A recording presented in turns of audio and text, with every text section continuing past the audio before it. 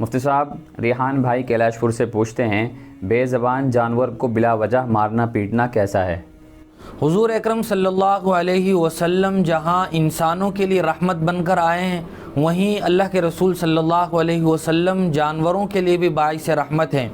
اس لیے جہاں آپ نے انسانوں کے حقوق بتلائے، وہیں جانوروں کے حقوق بھی بتلائے ہیں۔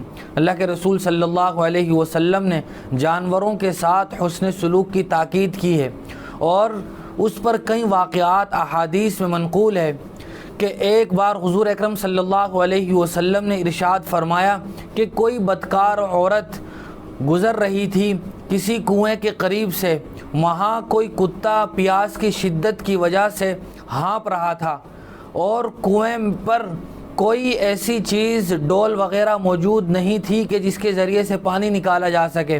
قریب تھا کہ وہ کتا پیاس کی وجہ سے مر جاتا۔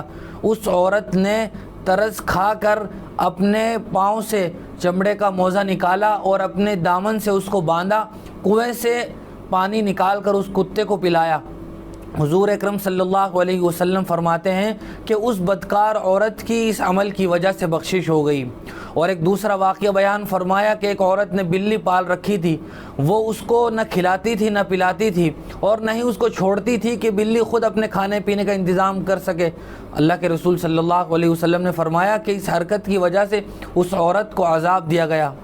ایک تیسرا واقعہ یہ ہے کہ حضور اکرم صلی اللہ علیہ وسلم کے پاس سے ایک گدھا گزرا کہ جس کے چہرے کو داغا ہوا تھا آگ سے۔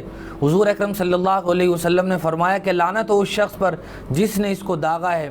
لہٰذا بلا وجہ جانوروں کو مارنا پیٹنا، ان کو بھوکا پیاسا رکھنا، یہ شریعت میں گناہ کا کام ہے، لہٰذا ان کے حقوق کا خیال رکھنا بہت ضروری ہے۔